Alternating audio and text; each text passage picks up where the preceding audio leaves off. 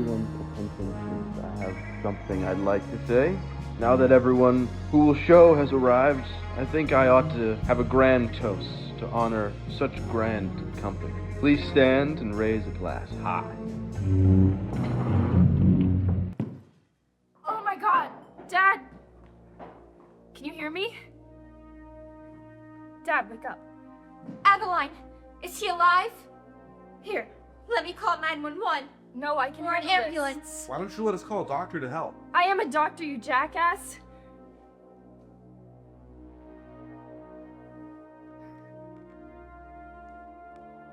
He's not with us anymore. What do we do now? Do we call the police? No, it's His emergency contact. And who might that be? his son, my brother, Anton. Ursa. Yeah, and who the fuck is that? Private investigator in for the gig of his life.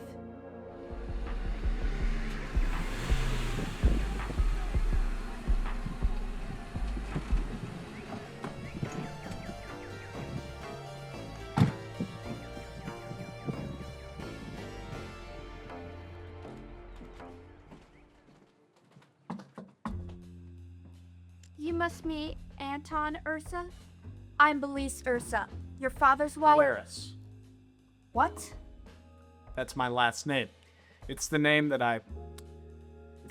name that I go by. Polaris? Not the name of your father? Or your sister? Or me? No, not at all. And I'm gonna come in, take a look at the crime scene if you'll excuse me. Took you long enough. Sorry, Adeline, I didn't expect Dad to kick the bucket like that. She's not giving me a very warm welcoming. While you were taking your sweet time, I had to keep these schmucks in. Don't talk about them like that. Look, there are certain scenes in The Wolf of Wall Street that I was a huge fan of, actually. If we get them talking long enough, maybe one of them will say something incriminating. Let's get to it then. All household names. All household names, not the same. My name is Anton Polaris, son of the recently deceased Richmond Ursa. You gonna say Sharknado? Yes, I changed my last name. Yes, my father and I, we grew apart in recent decades.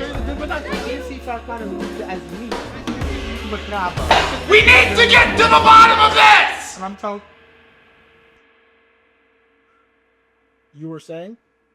Look, I don't know who any of you dipshits are, or how you became chummy with my dad. That's fine. But what's not fine is the rotting corpse sitting in that chair like a cuck while the peanut gallery continues to party like it's 1999. So, if you had or you have an ounce of respect for the esteemed Richmond Ursa, you look at me while I'm talking to you.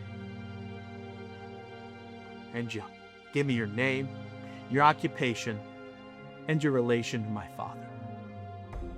Derek Feldspar. I'm the director of photography for romance films. Your father finances my studio's film equipment. Bianca Smithy. I gave a speech before your dad's in the 2000 election in Al Gore. Algorithm. Pinnacle. I helped her. Pinnacle?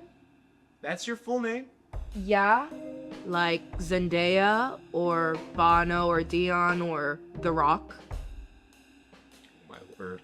By the way, Zager Langston, professionally unemployed. I met your dad back at Woodstock, '99. Alright then, wise guy. What are you gonna make us sit around here for? I want to know how much all you really know about my father. Wanna know how much I know about Richmond? Buddy, I practically wrote his life story. I only say that because I legally can't say I wrote his autobiography for him back in 22. So how much do you really know about this guy who used to be your father? Well, Richmond came from a very poor family and invested all the money he could get his hands on to open various businesses, eventually spanning across the country.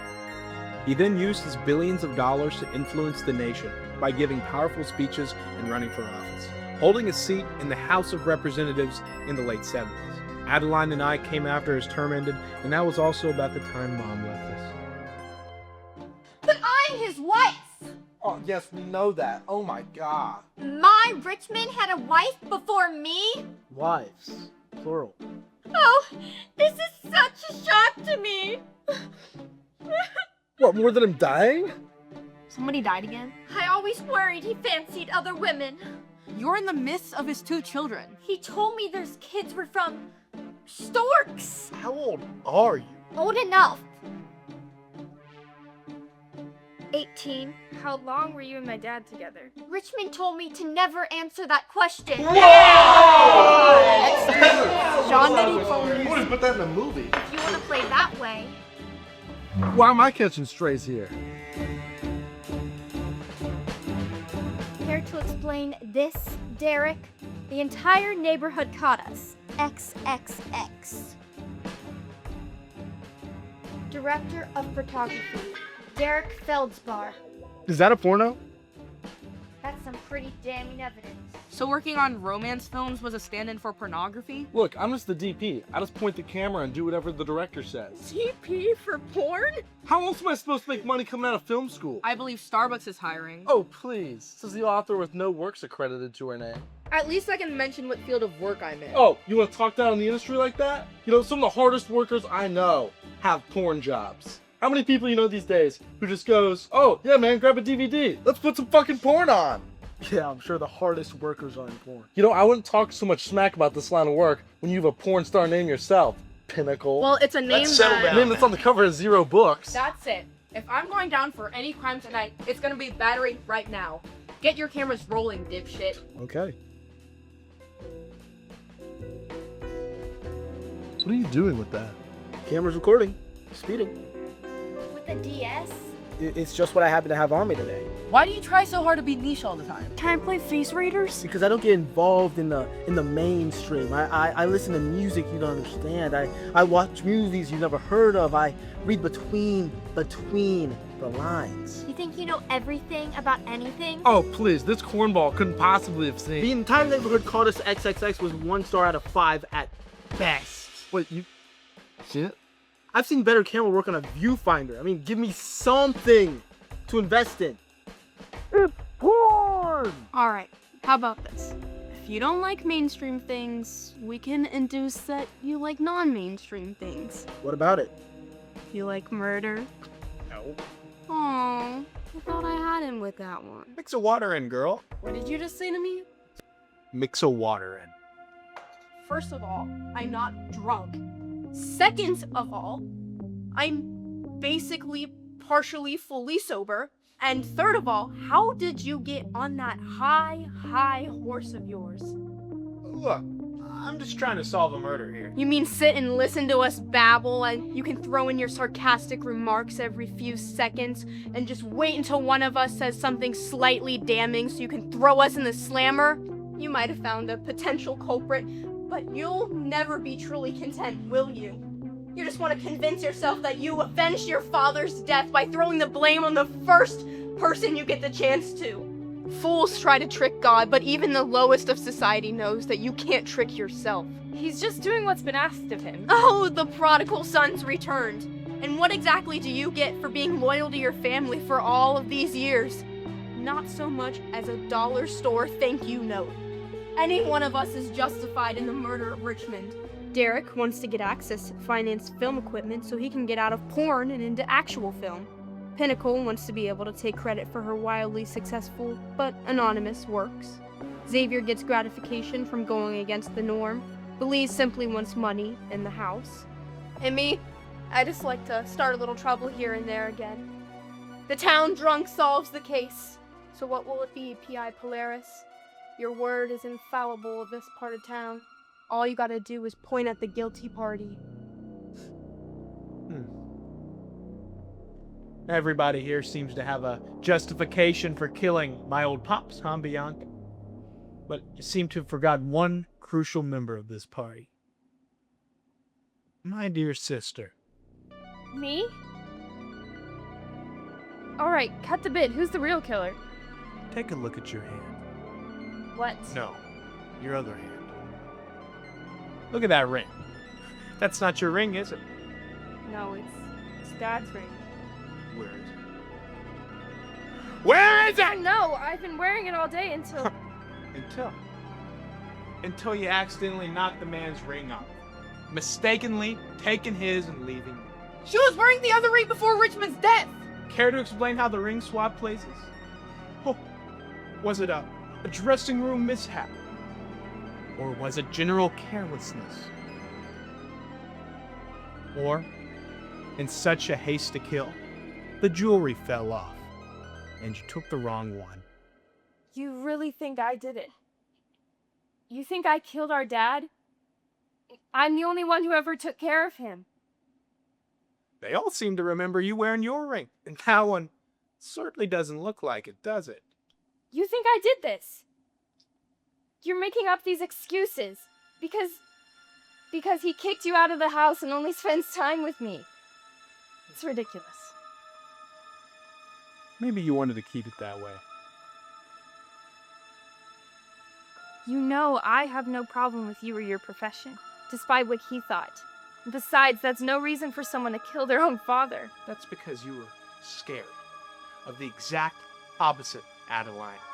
You were so used to being the center of attention that you couldn't bear the thought of sharing that spotlight for just a moment. What are you talking about? I was invited to this little get-together by my father. What? And you wanted to prevent me from being present in his life again. So you came up with this elaborate scheme to kill him right before he could slaughter the fattened calf. In my honor. None of this is true. You're out of your mind. If only you hadn't messed with the jewelry, you would have gotten away with it. Officer! Come and take her! Get her out! You criminals!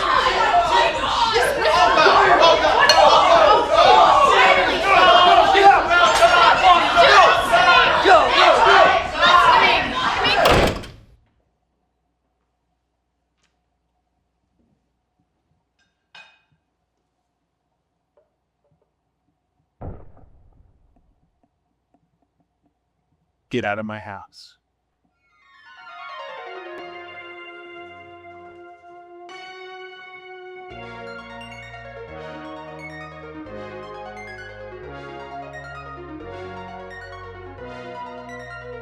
You're a disgrace to the Ursa name.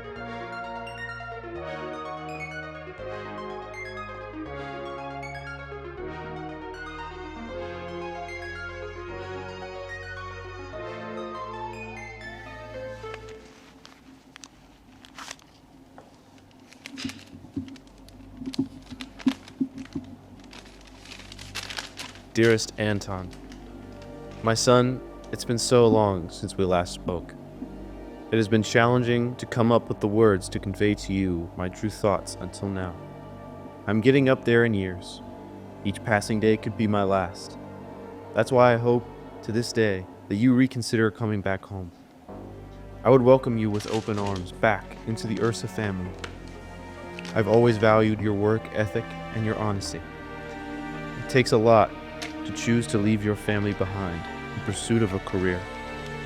And it is not always easy to stay truthful and moral to yourself. You have always been one to tell the truth and to stick up for your sister when she needs it. You always do what's best for her.